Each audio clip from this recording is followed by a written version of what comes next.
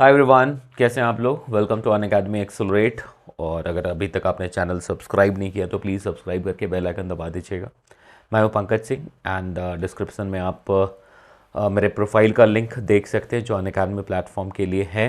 तो वहां पे जाके एक बार फॉलो ज़रूर कर लीजिएगा। तो बहुत सारे कोर्सेज मिल जाएंगे आपको, फ्री कोर्सेज भी हैं। बहुत सारे लेक्चर्स हैं जो स्पेशल क्लासेस में जो एब्सोल्युटली फ्री है, वो आप देख करके समझ सकते हैं। ठीक है।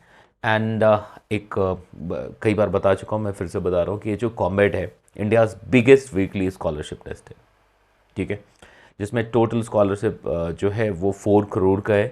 एंड एवरी संडे को होना है, एवरी संडे को ये कॉम्बेट होना है। ठीक है। अनलॉक करने के लिए you can use this Pankaj live, Pankaj live, ये कोड आप यूज़ कर सकते हैं टू अनलॉक दिस फीचर। ठीक है। एंड अगर ड्रॉपर बैच की बात करें तो जस्ट शुरू हुआ है, 1-2 क्लासेस हुई हैं, है ना। तो अभी भी टाइम है, अगर आप चाहें तो बिल्कुल इनरोलमेंट ले सकते हैं। और वहाँ पे भी you can use this code to get the discount of 10%। ठीक है। तो चलिए आज हम लोग ऑप्टिक्स पे बात करने वाले हैं, तो कुछ प्रॉब्लम्स लेंगे। और मैंने प्रीवियस ईयर से क्वेश्चन उठाने की कोशिश की है। एक रिफ्रैक्शन पे एक सिंपल क्वेश्चन, थोड़ा सा मैथ्स लगना है लेकिन बहुत सही कर देगा काम वो। मतलब जितने भी refraction from the flat surface की बात करते हैं तो जो भी पॉइंट्स होने हैं वो निकल के आ जाएगा, उसमें कोई परेशानी नहीं होनी। ठीक है। तो चलिए अब हम इसको स्टार्ट करते हैं। तो जैसे सबसे पहला ये सवाल है, मेरे ख्याल से सभी लोग आप ये क्वेश्चन देख पा रहे होंगे, है ना। आपके स्क्रीन पे है और ये बिल्कुल डी तक दिख रहा है। ये ठीक है। ये आई होप आप सभी देख पा रहे हैं। तो यहाँ पे ये कह रहा है कि a ray of light, a ray of light traveling in air is incident at grazing angle। Grazing angle जब भी लिखा होता है मतलब क्या लिखते हैं हम लोग, ग्रेजिंग इंसिडेंस, ग्रेजिंग इमरजेंस, इस तरह की चीज़ें आती। ये 95 में पूछा गया था क्वेश्चन ये। और सब्जेक्टिव उस टाइम पे अच्छे सवाल पूछे जाते थे, अभी भी पूछे जाते मतलब। लेकिन हाँ, ठीक ठाक माना जाता है, सब्जेक्टिव 10 मार्क्स का क्वेश्चन है। बट यस, उसके बाद एडवांस ने एक बार और इसी पैटर्न पे पूछा हुआ है, अगर आपको ध्यान हो तो। ठीक है। तो अगर ये एक बार समझ आ जाए कि वेरिएबल रिफ्रैक्टिव इंडेक्स में किस तरह से हम कर सकते हैं तो काम बहुत आसान हो जाएगा। फिर ये 4 क्वेश्चंस बहुत इजी है, बहुत मुश्किल काम नहीं होगा, है ना। इससे घबराने की ज़रूरत नहीं है क्योंकि के की वैल्यू -3/2 गिवन है, तो कुछ ज़्यादा फर्क नहीं आएगा, आप बड़े आराम से लिख पाओगे, है ना। तो देखिए ये गिवन है आपके पास, जो रिफ्रैक्टिव इंडेक्स है वो वेरिएबल है। रिफ्रैक्टिव इंडेक्स क्या है, वेरिएबल है। अब अगर आप यहां से देखेंगे तो वेरिएबल रिफ्रैक्टिव इंडेक्स है एंड इट इज चेंजिंग, मतलब वाई पे चेंज हो रहा है, इसमें कोई दिक्कत ही नहीं है। ठीक है। एयर का रिफ्रैक्टिव इंडेक्स 1 दे दिया हुआ है, ये अच्छी बात कर रही है कि बाहर। ठीक है। अब आपसे कह रहा है कि जरा सोचना, a ray of light travelling in air is incident in grazing angle on a long rectangular slab. तो हम सबसे पहले अरेंजमेंट तैयार कर लें। ठीक है। ताकि आपके लिए काम आसान हो। लार्ज रेक्टेंगुलर स्लैब है। ठीक है। और इसका जो रिफ्रैक्टिव इंडेक्स है it is changing with Y. ठीक है। अब इसको हम लिख दिया, suppose this is Y axis and this is X axis. ठीक है। तो डेफिनेटली ये ओरिजिन हो गया, है ना। ये ओरिजिन हो गया। ठीक है जी। अब इंसिडेंस जो हो रहा है, लाइट जो इंसिडेंस हो रहा है वो मान लो ओरिजिन पे हो रहा है। ठीक है। तो ग्रेजिंग इंसिडेंस है तो डेफिनेटली नॉर्मल ये बनेगा। नॉर्मल इसलिए मैं इसको बना रहा हूं, मैं इसको थोड़ा एक बार क्लैरिफाई कर दूं तब आसानी रहेगी आपको। ठीक है। देखिए अगर हम यहां पे देखें, देखना समझना, इसको थोड़ा मैं दिखा दूं। क्या मैं ऐसे ऐसे बहुत सारे स्लैब के पार्ट सोच सकता हूं? जरा समझने की कोशिश करना, क्योंकि y के साथ म्यू चेंज हो रहा है। Refractive index is changing with y। तो अगर रिफ्रैक्टिव इंडेक्स y के साथ बदल रहा है तो कहने का मतलब हर एक नेक्स्ट y पे नेक्स्ट वैल्यू ऑफ म्यू होगा। और अगर मैथमेटिकल एक्सप्रेशन को देखें तो आप कह सकते हैं कि it is increasing, it is increasing. ठीक है। ये इंक्रीज होता जा रहा है। आप यहां से देखते जाइए तो आपको पता लग जाएगा कि हर नेक्स्ट जो पार्ट है हर नेक्स्ट लाइन एक प्लेन कॉमन म्यू वाला होगा, लेकिन नेक्स्ट प्लेन डिफरेंट म्यू वाला होगा, ठीक है, ये, ठीक है।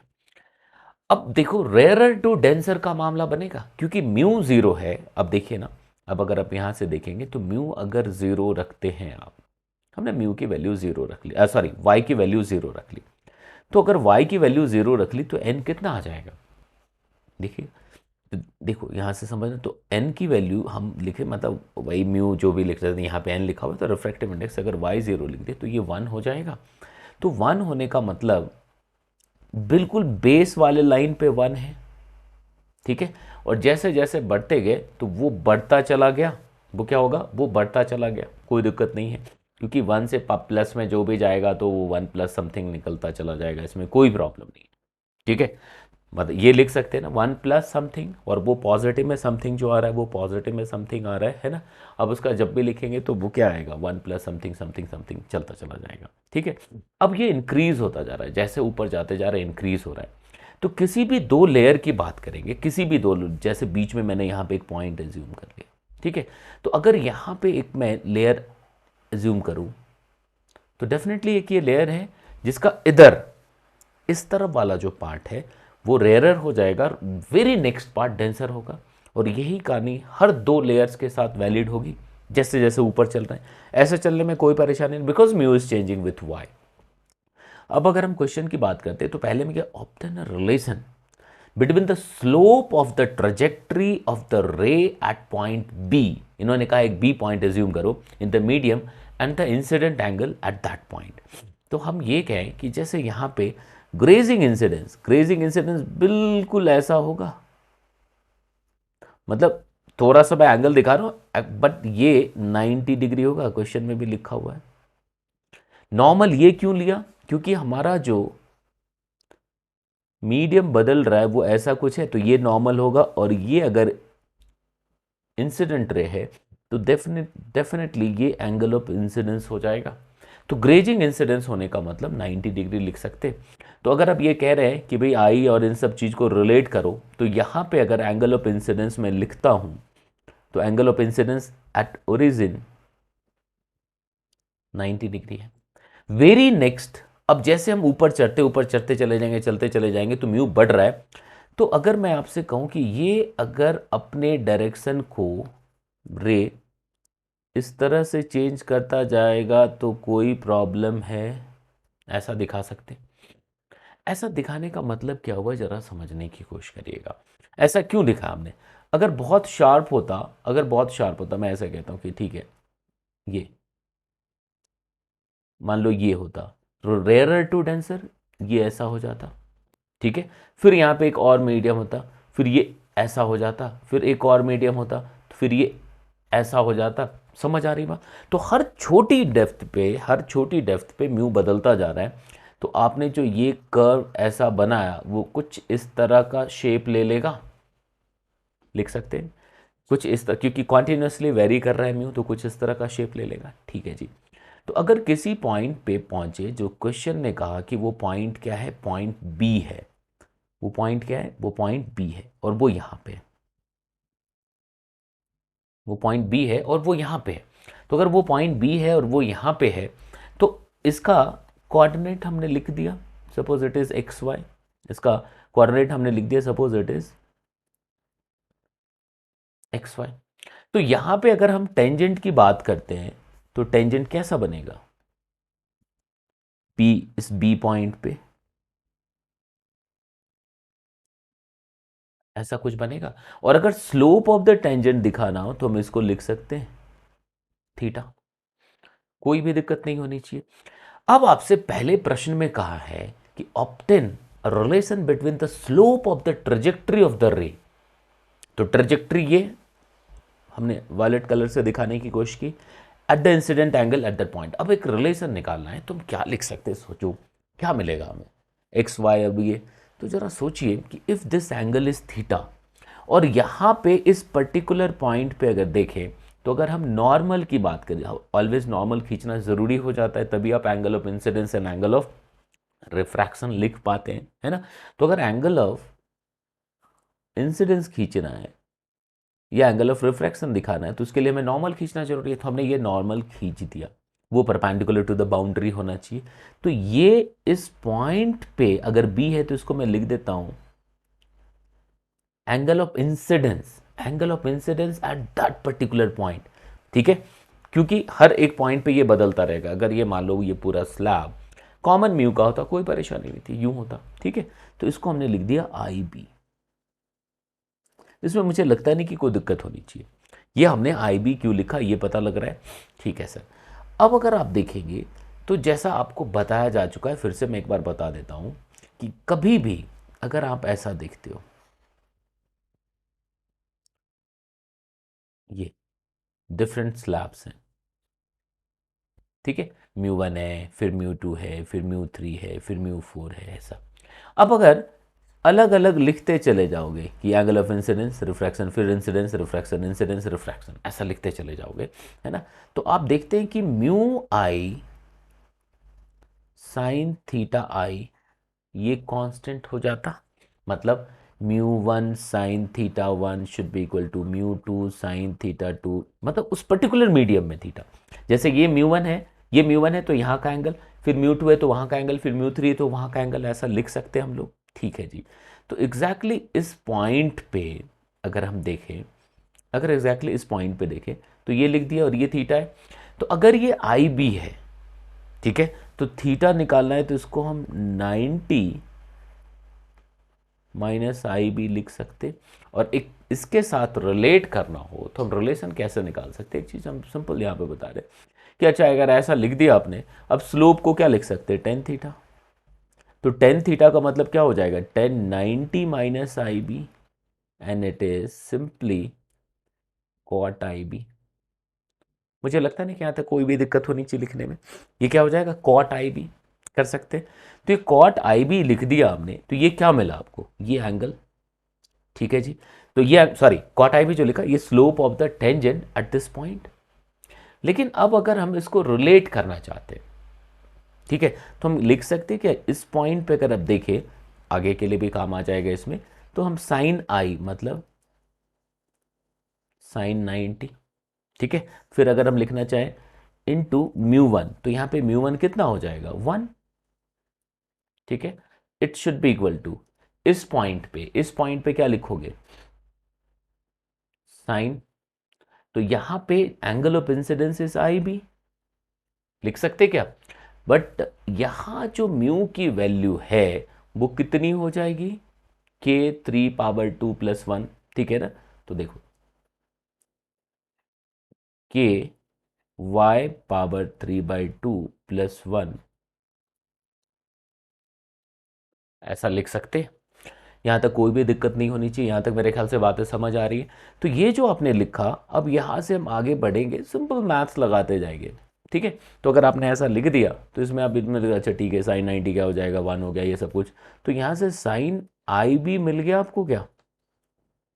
ठीक है, साइन आई बी कितना आ गया, इट इज 1/√k y3/2 + 1। मुझे लगता नहीं कि इसमें कोई भी दिक्कत होनी चाहिए। अगर आपने साइन आई बी एक बार कैलकुलेट कर लिया, आपने एक बार साइन आई बी कैलकुलेट कर लिया तो यहाँ से हम कॉट आई बी भी निकाल सकते हैं, तो कोई भी दिक्कत नहीं है। तो जो हमारा स्लोप ऑफ द टेंजेंट है वो क्या आ गया पता लग रहा है, तो वाई और इन सब में एक रिलेशन चाहिए, तो हम लिख सकते हैं क्या, D Y by D X should be equal to cot I B. और हमारे पास साइन आई बी आ गया है, हमारे पास साइन आई भी ऑलरेडी निकल गया, तो मुझे लगता है ना कि यहाँ तक कोई भी दिक्कत होनी चाहिए। ऑलरेडी हमारे पास साइन आई भी आ चुका है। ठीक है, तो अब हम साइन आई बी से कॉट आई बी पे बिल्कुल पहुंच सकते हैं। कैसे लिखेंगे, फिर मैं फाइनल रिजल्ट लिख देता हूँ ताकि आप इसको कर पाएं एक बार। मेथड क्या होगा, मैं सारे मेथड्स लिखता था। अच्छा कॉस है, तो अब देखो साइन है तो साइन में से अब कॉट कई तरीके से निकाल सकते हैं भाई, है ना। अगर हम डायरेक्टली लिखना चाहते हैं तो कॉट को b/p लिख देंगे। ठीक है, b/p लिख देंगे। अब ये देखो p है और ये h हो गया, तो अगर हमें b कैलकुलेट करना है तो √h² - p² कर लोगे क्या, ठीक है, यहाँ तक बात समझ आ रही है? तो मैं फाइनल रिजल्ट यहाँ से लिख देता हूँ। तो जो हमारा कॉट आई भी निकल के आया, देखना समझना, देखो, तो d Y by D x, के की वैल्यू पावर -3/2 लिखी हुई है, तो अगर हम यहाँ पे कॉट आई बी की वैल्यू हम डायरेक्टली पुट कर दे तो इट इज़ वाई पावर 3/4। ये यहाँ से निकल जाएगा। कैसे निकलेगा पता लग गया, इसको एच स्क्वायर इसका स्क्वायर करोगे तो के की वैल्यू -3, वो 1 गायब हो गया, 3/2 + 1 -1, 1 1 कैंसिल हो जाएगा। समझ आ रही है बात? तो मुझे लगता नहीं कि कोई दिक्कत होनी चाहिए। तो अगर इस क्वेश्चन में देखें तो ये पता लग गया आपको कि कैसे रिलेट करना है। तो इसमें हमें क्या लिखना था, obtain the relation between the slope of the trajectory of the ray at point x y in the medium and the incident angle at that point. तो सिर्फ अगर इसको रिलेट करना था तो ये तो बिल्कुल ये आ गया, यही आंसर हो गया कि अगर angle of incidence at that point is I b, तो हम ये रिलेट कर सकते। अब आपसे क्या पूछा है, ट्रेजेक्टरी निकालो, कि obtain an equation for the trajectory y x of the ray in the medium. ठीक है, obtain an equation for the trajectory y x of the ray in that medium. तो अगर इसके लिए हमें ट्रेजेक्टरी निकाली, मतलब वाई एक्स को रिलेट करना है। ठीक है, तो वाई को रिलेट करना है तो हम यहां से सिंपल कह सकते हैं, अच्छा अच्छा गणित हो गया ना, y, तो y को एक तरफ रख दो, dy अपॉन y पावर 3/4। ठीक है जी, तो यहां से कर सकते हैं आप, यहां से कर लेंगे तो ये आ जाएगा। ठीक है, ऐसा कर सकते हैं। तो अगर इसको रिलेट करते हैं तो फाइनल रिजल्ट में लिख देता हूं, it should be 4y power 1/4 equals to x। ये ट्रेजेक्टरी का इक्वेशन आ गया। क्लियर है? अगर ट्रेजेक्टरी का इक्वेशन आ गया, अब देखो इसमें क्या पूछ रहा है, तो ये जाएगा तो कहीं ना कहीं तो कट कर रहा होगा। अगर यहाँ से शुरू हुआ तो कहीं ना कहीं तो कट करेगा, मतलब कट करेगा कहने का मतलब जब वो स्लैब से बाहर आ रहा होगा। तो स्लैब से बाहर आ रहा है, कोई पॉइंट दिया है, पॉइंट पी दिया है, तो पी पॉइंट पे मान लो ये बाहर आ रहा है। ठीक है, तो ये जो विड्थ गिवन है, ये गिवन है मेरे ख्याल से, it is how much sir, 1 metre, 1 metre. तो x की वैल्यू निकालनी है, y अगर के बना तभी तो वो पॉइंट मिल जाएगा। p को हम यहाँ पे लिख सकते हैं एक्स पी वाई पी। तो भाई वाई पी तो क्लियरली 1 हो गया है ना। x कैलकुलेट करना है तो x की वैल्यू पुट कर देंगे। ठीक है, x की वैल्यू पुट कर देंगे, तो x की वैल्यू जैसे पुट करोगे तो y निकल आया। यहाँ तक बात समझ आ रही है? तो देखो x इस इक्वेशन में x को पुट कर दो, x हमने एक बार रख दिया, देखना समझना, तो एक बार x रख दिया तो सिमिलरली वहीं उसी पॉइंट पे जाकर के y निकल आ गया। तो देखो ये पार्ट भी हमने कैलकुलेट कर लिया। ठीक है, अब अगर आपसे कहा जाता है indicate the path of the रे सब्सिक्वेंटली, उसके बाद, ये भी एक इंपॉर्टेंट कॉन्सेप्चुअल पॉइंट हो गया है ना, कि भाई अब क्या होगा। तो इसमें फिर से हम यही कॉन्सेप्ट यूज कर लेंगे क्या, कि भाई mu I sine theta I, mu I sine theta आई क्या होता है, कांस्टेंट रह जाएगा। तो अगर देखोगे तो जहां से चलना शुरू हुआ था, जैसा मीडियम था बिल्कुल वैसा ही मीडियम यहाँ पे आ गया, तो रे इसके पैरेलल हो जाएगा, ऑब्वियस सी बात है। तो वहाँ पे जा कर के ये जो रे है, ये ग्रेजिंग इमरजेंस जैसा काम करेगा। इसको मैं अलग कलर से दिखा देता हूँ ताकि आप देख पाओ। ऐसा निकाल सकते हैं क्या, ग्रेजिंग इमरजेंस हो जाएगा। ये ऐसा इसलिए कुछ हुआ होगा कि अब ये बढ़ते बढ़ते ये डेंसर टू रेयरर जैसा हो गया होगा क्या।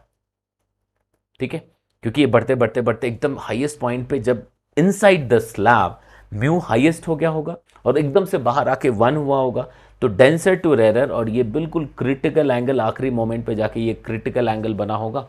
तो अगर शुरुआत से सोचते हैं तो ग्रेजिंग इंसिडेंस, ग्रेजिंग इमरजेंस, ये उस कॉन्सेप्ट से देखे तब भी बिल्कुल बड़े आराम से लिख सकते हैं कि हाँ जी ऐसा हो जाएगा।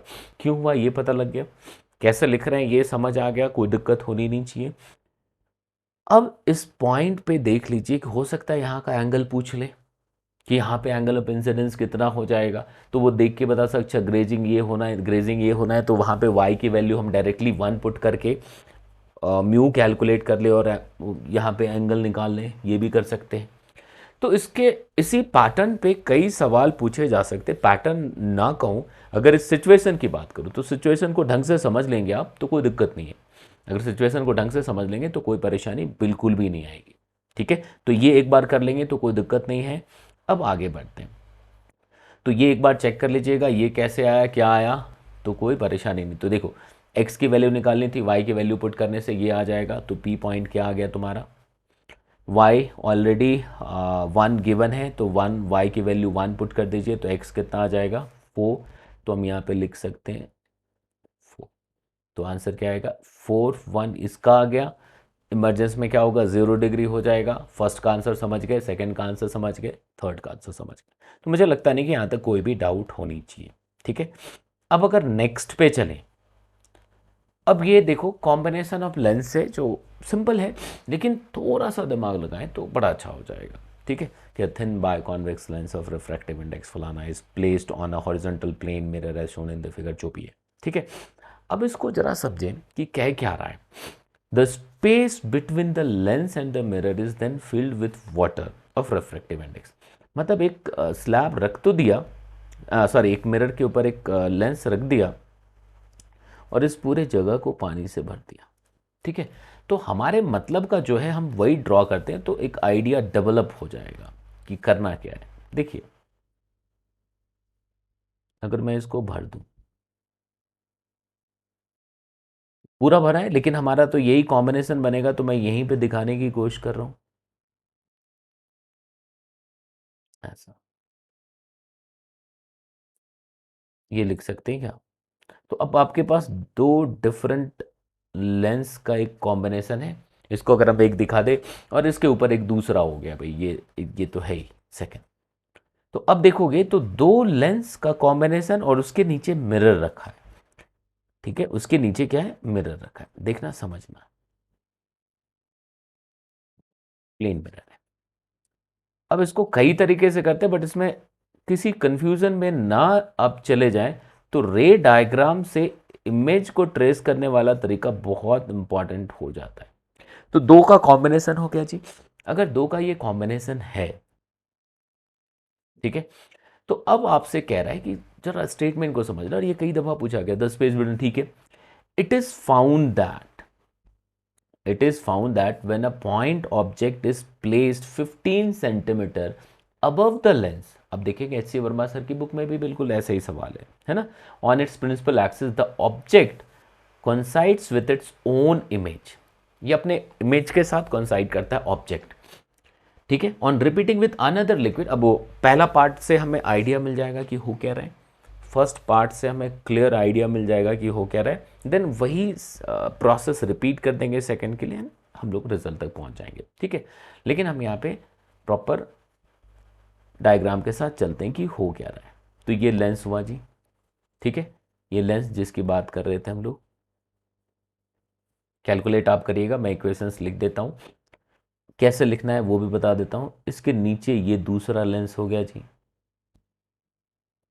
ठीक है, मैं अलग अलग करके दिखा रहा हूँ ताकि आप इसको ढंग से विजुलाइज कर पाओ। और तीसरा मिरर हो गया जी, ये तीसरा मिरर हो गया।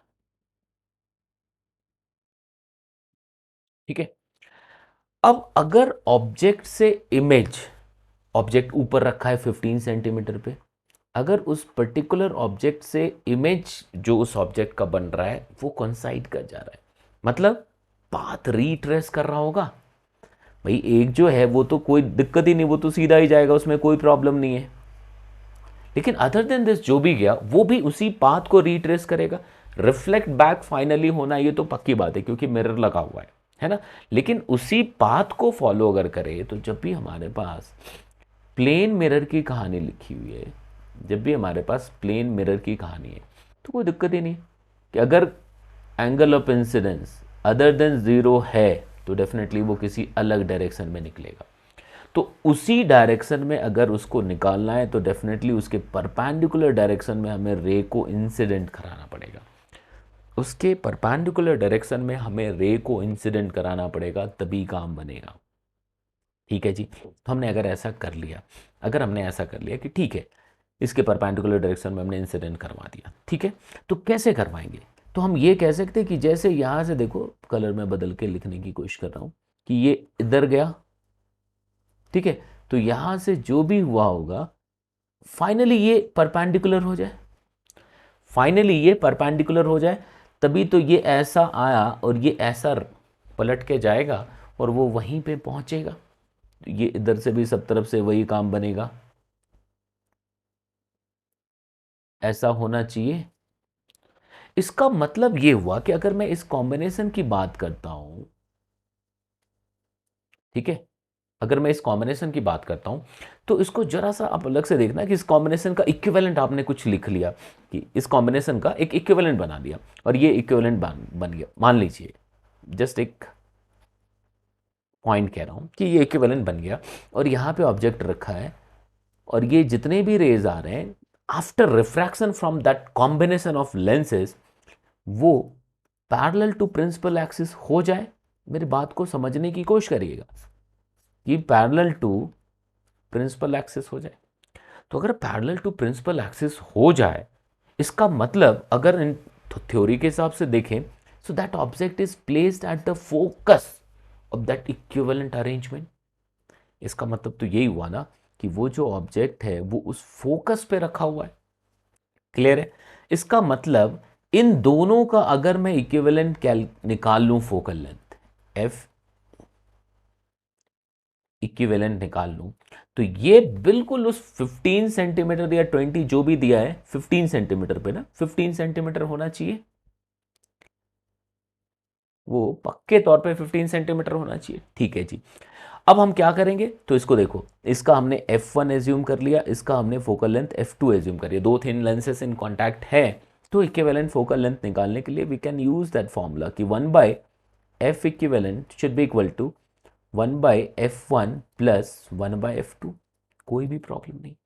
अब दोनों ये भी आपको बताया जा चुका है कि जब भी इस तरह का कॉम्बिनेशन हो तो घबराने की जरूरत नहीं। ऐसा मत सोचिएगा अच्छा μ2 टू μ3 में, आप बीच में फाइन एयर गैप एज्यूम करके आप लिख सकते हो कॉम्बिनेशन। तो इसका ऐसा सोचूंगा कि ये जब एयर में होता तो क्या फोकल लेंथ होता, वही f1 है। ये जब एयर में होता तो क्या फोकल लेंथ होता, वही f2 है। ये जब एयर में होता तो क्या फोकल लेंथ होता, वही f1 है। ये जब एयर में होता तो क्या फोकल लेंथ होता, वही f2 है। बिल्कुल क्लियर है? ओके, अब f1 निकालना है तो हमारे पास क्या है, थोड़ा सा मैं जगह बना दूं।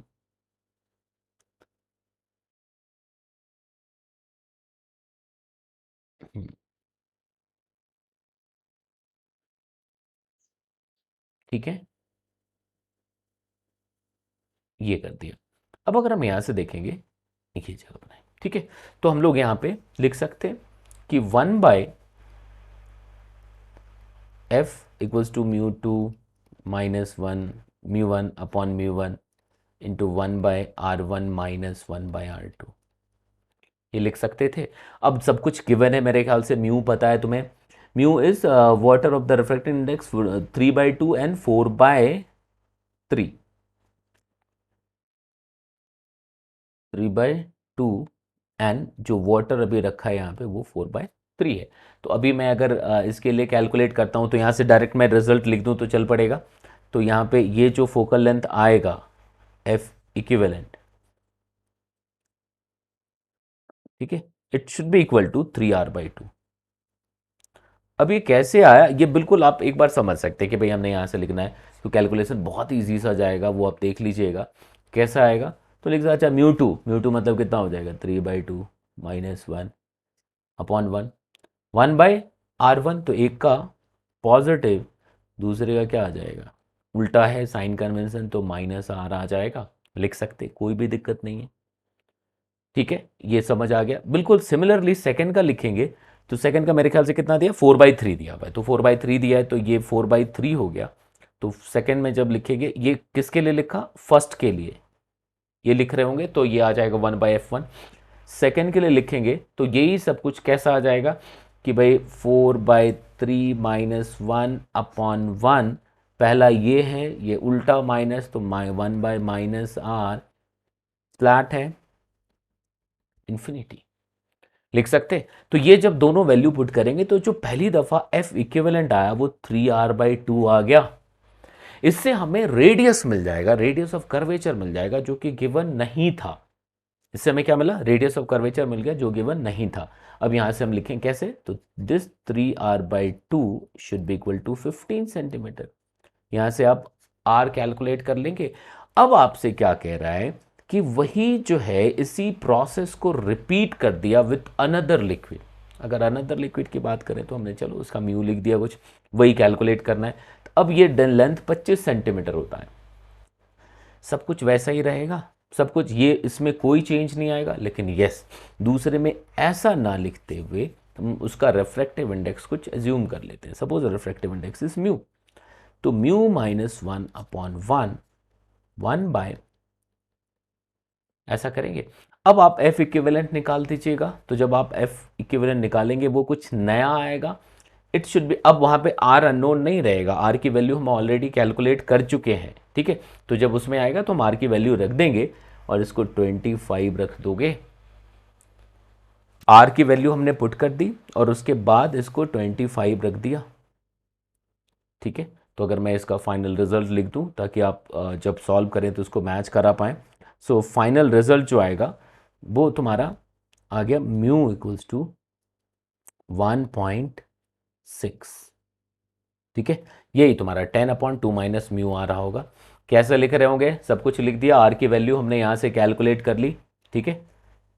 आर की वैल्यू यहाँ से मिल जाएगा, 10 आ गया, वो वैल्यूज पुट करना, तो ये निकल आएगा। तो मुझे लगता नहीं कि कोई मुश्किल होनी चाहिए ऐसे सवाल में, बट इस पैटर्न पे क्वेश्चंस पूछे गए कि क्या है, रे डायग्राम, इमेज ट्रेसिंग।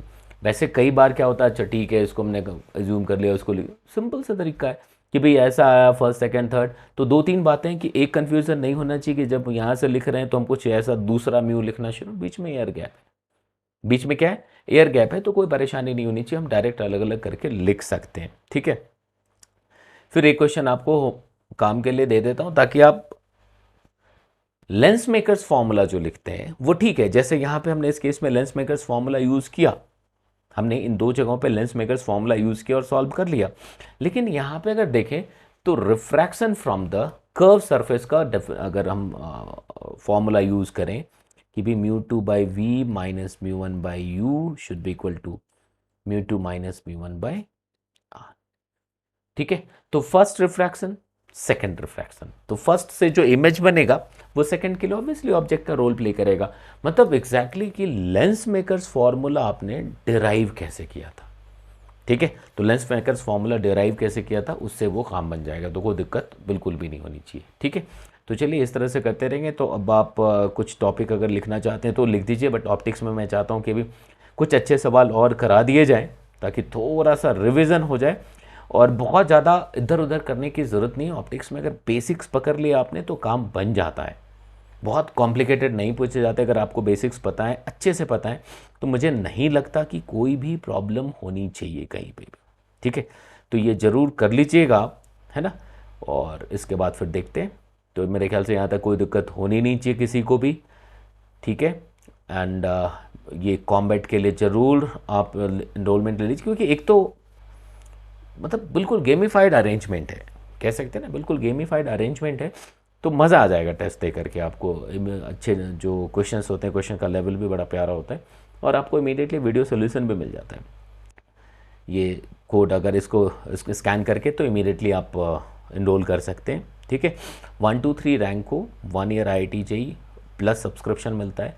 4 to 10 को 75% स्कॉलरशिप, 11 to 50 50% स्कॉलरशिप है, 51 to 150 25% स्कॉलरशिप इज देयर, ठीक है। तो ये ज़रूर एक बार आप देख लीजिएगा। बाकी मुझे लगता नहीं कि कहीं से भी कोई दिक्कत रहनी चाहिए। और यस, अगर आप ड्रॉप लेके पढ़ाई कर रहे हैं तो एक्सेल बैच जस्ट शुरू हुआ है, अभी 2 क्लासेस हुई हैं, तो अभी ऑप्शन है आपके पास कि भाई इसकी तैयारी कर ले। और एक्सेल के नाम से बैच है, Pankaj live is my code, PANKAJLIVE, ये कोड यूज़ करके आपको 10% का इंस्टेंट डिस्काउंट मिलता है, तो ये ज़रूर कर सकते हैं आप। और इसके साथ साथ अभी बहुत सारे लेक्चर्स यूट्यूब का सॉल्यूशन हो जाए, है ना। या HCV के सॉल्यूशंस हो जाएं, या डिफरेंट टॉपिक बहुत डिटेल में पढ़ाया हुआ हो, वो सभी मैंने स्पेशल क्लास में भी पढ़ाए हुए हैं। तो आप मेरे प्रोफाइल को ज़रूर फॉलो कर लीजिएगा। प्रोफाइल फॉलो करके उसके बाद आप उसमें देख सकते हैं वो सारी चीज़ें, ठीक है। प्रोफाइल का लिंक नीचे मिल जाएगा, ठीक है, डिस्क्रिप्शन बॉक्स में दिया होगा। तो चलिए, ऑल द वेरी बेस्ट। आप अपनी पढ़ाई करते रहिए। अगर चैनल सब्सक्राइब नहीं किया तो प्लीज़ सब्सक्राइब करके बेल आइकन दबा दीजिएगा, ठीक है। फिर आपसे मुलाकात।